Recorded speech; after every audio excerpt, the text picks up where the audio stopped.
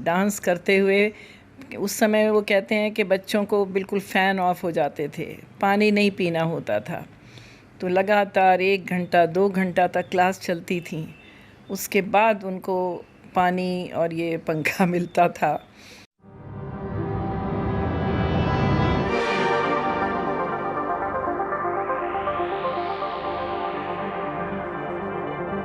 I'm going to ask Sahej Sangal, the Bharatanatyam dancer. He has a passion for dancing since early childhood. Initially, he learned dance from Srimati Raj Lakshmi in Dehradun and 10 students of Kalakshetra. Namaskaram. Good evening, ladies and gentlemen. First and foremost, I would like to thank अच्युतं केशवं कृष्ण दामोदरम् अच्युतं केशवं कृष्ण दामोदरम् अच्युतं केशवं कृष्ण दामोदरम् अच्युतं केशवं कृष्ण दामोदरम् रामनारायणं जानकी वल्लभम् वीर शबरी के जैसे खिलाते नहीं, वीर शबरी के जैसे खिलाते नहीं। विलंबित सूत्र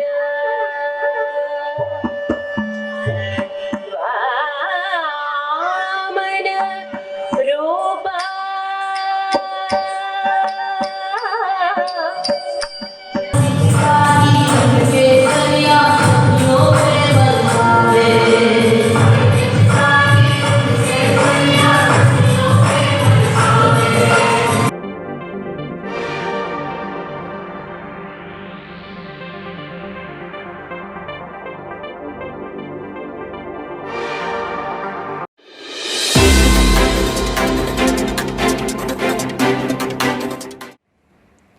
नमस्कार दगड़ियों, उत्तराखंड की नौनी के साथ आज हैं शास्त्रीय नृत्य में एक मुकाम हासिल करने वाले और साथ में कोरियोग्राफर, टीचर, परफॉर्मर सहज संगल जी।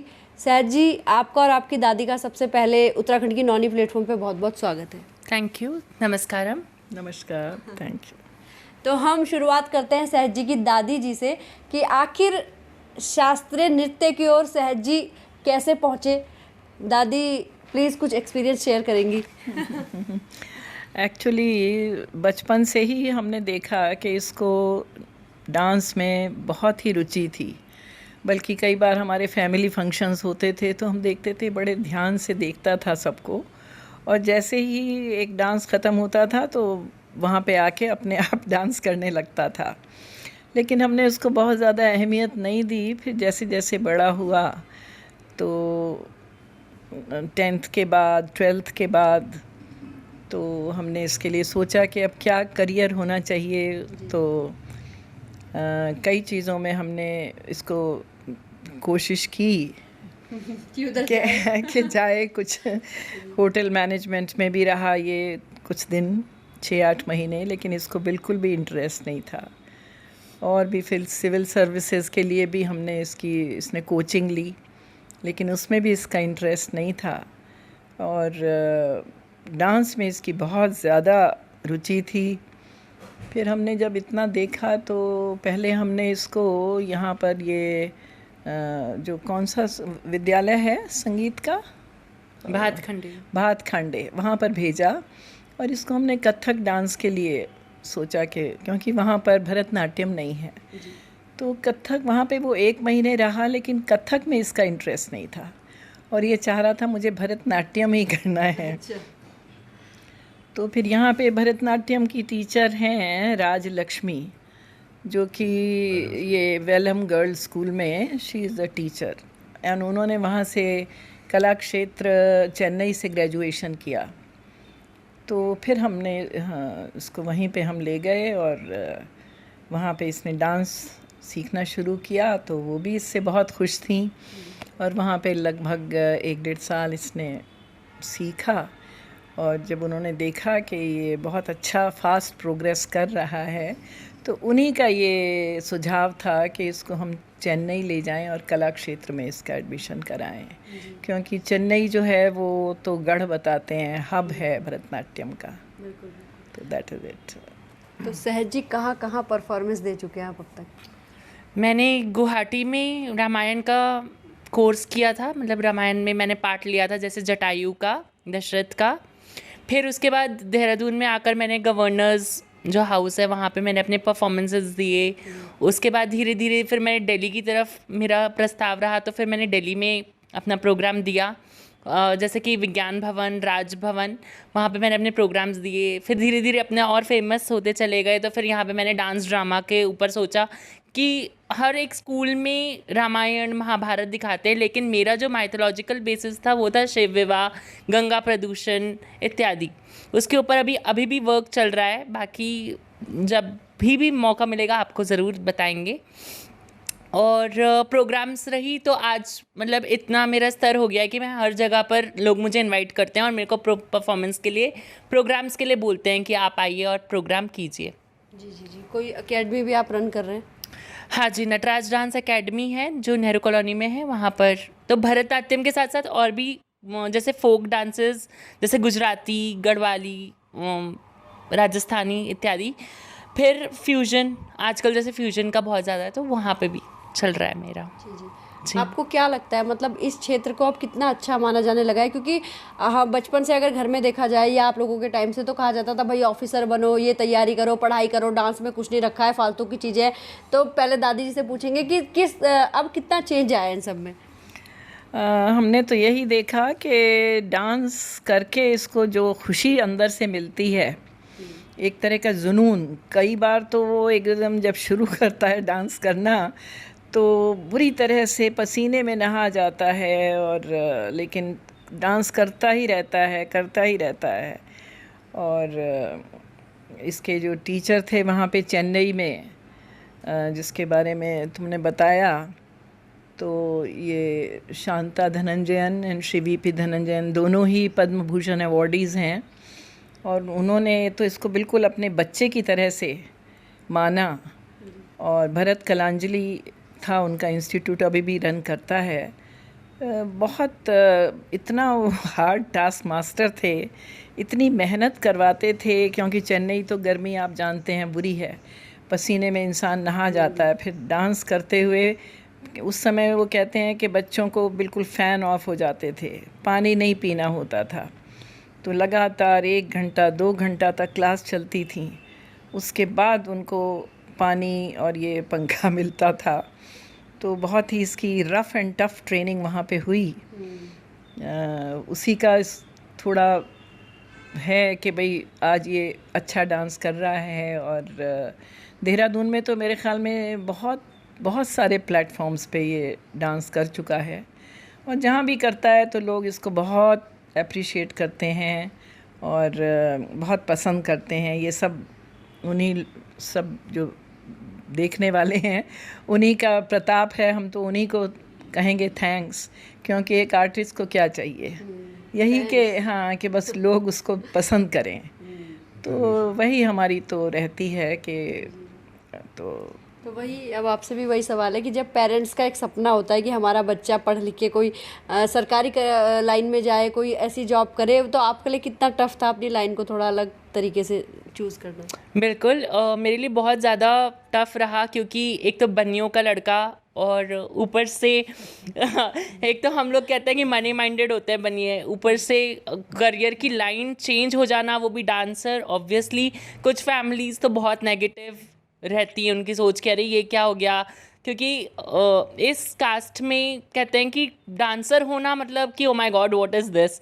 बट मैंने बहुत स्ट्रगल किया। First, I am the one in this family who is a dancer, so I am really proud that I am a dancer. और अपने इस जनरेशन को और आगे डांस की लाइन में, एक्टिंग की लाइन में, क्योंकि इसमें यही नहीं है कि सिर्फ डांस ही है, इसमें आपको एक मैसेज भी मिलेगा, आपका वास्ट होगा, आपका हर एक चीज़ आपको आपके सामने खुलकर आएगी। डांसर इज़ नॉट लाइक अरे ये भावुक भी है, हर तरीके के एक्सप्रेशंस आपको देखने को मिलेंगे। बिल्कुल बिल्कुल। अभी आगे की क्या प्लानिंग्स है आपकी? और प्लानिंग्स में तो अभी यही है कि मैं और अपनी कोरियोग्राफ डांस ड्रामास के ऊपर करूं, फिर धीरे धीरे इंडिया में कवर अप करके फिर मैं आगे को सोचूं कि आगे भी और बच्चे जो सोच रहे हैं कि कुछ नहीं तो कम से कम एटलीस्ट डांस से ही अपना अर्निंग्स कर लें, तो उनको प्रमोशन, उनको प्लेटफॉर्म्स देने का मैंने सोचा है। बहुत ही अच्छी सोच है। बाकी उत्तराखंड की नौनी के माध्यम से भी आप क्या मैसेज देना चाहेंगे? मेहनत आपने इतनी की है तो जाहिर सी बात है और लोग भी करें। बिल्कुल बिल्कुल। और वो भी ऐसे उसमें जब घर वाले चाहते थे कुछ सरकारी लाइन में निकलो, आईएएस बनो, हाँ इंजीनियर डॉक्टर आपकी फैमिली में, ऐसे में मुझे लगता है और लोगों को भी आप यही शायद मैसेज देना चाहोगे कि हार ना माने, जैसे आप निकले हार वाला। ना माने, और जो अक्सर ये मेरे को बताता भी है, क्योंकि मैंने देखा कि स्पिरिचुअलिटी इसके अंदर बहुत डीप रूटेड स्पिरिचुअलिटी है, और भरतनाट्यम भी deeply rooted in Indian culture, tradition and spirituality. तो इसको ये देख रहा है, कई बार मुझसे कहता भी है कि दादी देखता हूँ मैं कि सब लोग आजकल ये जैज़ एंड ये जो वेस्टर्न डांसेस हैं सब इस तरफ दौड़ रहे हैं और अपनी कल्चर को बिल्कुल भूलते जा रहे हैं। तो अक्सर कहता है कि मैं चाहता हूँ कि मैं जितना हो सके अपनी तरफ से इसके लिए कुछ करूँ, ताकि लोगों में अवेयरनेस आए कि हमारी भी संस्कृति, हमारी जो विरासत है वो इस तरह से खो ना जाए, उसको हमें प्रिजर्व करना है। और इसमें जो एक सबसे बड़ी खूबी जो मैंने देखी, जो कि मैंने और भी बच्चों को, मैं अक्सर जो किसकी क्लासेस होती थी जब चेन्नई में धनंजयन के यहाँ, तो मैं देखती थी कि और बच्चे जनरली जो भी गुरु सिखाते थे उसी को वो प्रैक्टिस करके रिप्रोड्यूस कर देते थे। लेकिन इसके अंदर कुछ ईश्वर की ऐसी देन है कि ये अपना भी उसके अंदर थोड़ा बहुत जो भी गुरु सिखाते थे साथ में अपना भी कुछ उसमें क्रिएटिविटी इसकी, ये सबसे बड़ी इसकी खूबी मैं मानती हूँ। और इसकी बल्कि जो शांता धनंजयन जी अक्सर कहती, उसको ब्रह्मा नाम दिया हुआ था कि हम जब तुम्हें जो सिखाया है उसमें तुम्हारा कुछ ना कुछ एडिशन हो ही जाता है, तो इसको अक्सर वो ब्रह्मा कह के बुलाया करती थी। और वही बात मैंने देखी कि अब जैसे मैं नॉर्थ इंडिया में देहरादून में मैंने देखा कि कथक बहुत ज़्यादा पॉपुलर है और भरतनाट्यम के बहुत ना तो कोई इंस्टीट्यूट है। अब ये देखिए ना, भातखांडे इंस्टीट्यूट इतना बड़ा म्यूज़िक इंस्टीट्यूट है, वहाँ भी भरतनाट्यम नहीं सिखा रहे हैं, कथक डांस ही सिखा रहे हैं। और जनरली जहाँ भी देखें, ये नॉर्थ में तो पूरे में कथक ही ज़्यादा चलता है। तो कथक तो आपको पता ही है कि ये तो जब मुस्लिम्स आए हमारे देश में तो उनके साथ ये कथक आया, जो मुस्लिम इन्वेडर्स आए हैं तो तब हमारी कल्चर ने कथक को लिया और उसको अपने अंदर एक तरह से समन्वय किया, और कथक के भी यहाँ पे टीचर्स हुए, गुरुज हुए, सब कुछ हुआ। लेकिन यही है कि इसको मैंने जो सबसे बड़ी इसकी जो खूबी मैंने यहाँ पे देखी है देहरादून में, कि इसको कोई भी आप भक्ति संगीत का कोई भी गाना दे दीजिए, जनरली आप जितने भी और भरतनाट्यम डांसर्स को आप देखेंगे नॉर्थ में, तो वो जो भी उनको साउथ में सिखाया गया है, मलयालम, तेलुगु, कन्नड़ वगैरह लैंग्वेजेस में, वही वो उसको अपने रिप्रोड्यूस करते हैं। लेकिन ये जो हिंदुस्तानी म्यूज़िक है, हिंदुस्तानी भक्ति संगीत है, चाहे वो राधा का हो, कृष्ण का हो, रामचंद्र जी का हो, हनुमान जी का हो, हनुमान चालीसा हो या शिव स्रोत हो, कुछ भी हो, तो उसको ये सुन के अंदर से ही इसको कुछ ऐसा भक्ति भाव जागृत होता है कि इसके हाथ पैर, इसके हाव भाव सब कुछ अपने आप चलने लगते हैं। और वो हिंदुस्तानी म्यूज़िक के ऊपर ये अपने भजन्स के ऊपर बहुत ही अच्छी प्रस्तुति ये दे पाता है। और बल्कि आप कोई भी नया, इसको मैंने देखा अभी तो रिसेंटली मैंने क्या देखा कि बिल्कुल नया एक भजन था जो इसने सुना भी नहीं था, लेकिन जैसे जैसे उसके कान में इसके वो शब्द पढ़ते रहे वैसे वैसे ये अपना उसके ऊपर डांस करता रहा। तो यही इसकी सबसे बड़ी, मैं एक तरह से, और ये मैं सोचती हूँ ये परमात्मा की देन है, और यही है कि बस परमात्मा इसको आगे भी इसी तरह से आगे बढ़ाए, और इसकी ये जो खूबी है ये और ज़्यादा रंग लाए, लोग पसंद करें इसे। बहुत बढ़िया। काबिलियत और लगन हो तो फिर किसी भी क्षेत्र में इंसान अपना नाम बना सकता है, और ख़ास करके ऐसी फैमिली हो, ऐसे दादा दादी हो जो समझते हो, तो वो इंजीनियर बनते बनते भी ना डांसर बन सकता है। तो फैमिली में सारे डॉक्टर और इंजीनियर होने के बावजूद जो है उन्होंने डांस फील्ड में अपना एक नाम बनाया है। उत्तराखंड की नौनी से जुड़ने के लिए सहज जी और आपकी दादी जी दोनों का बहुत बहुत धन्यवाद। Thank you so much. Thank you, धन्यवाद। इसके अलावा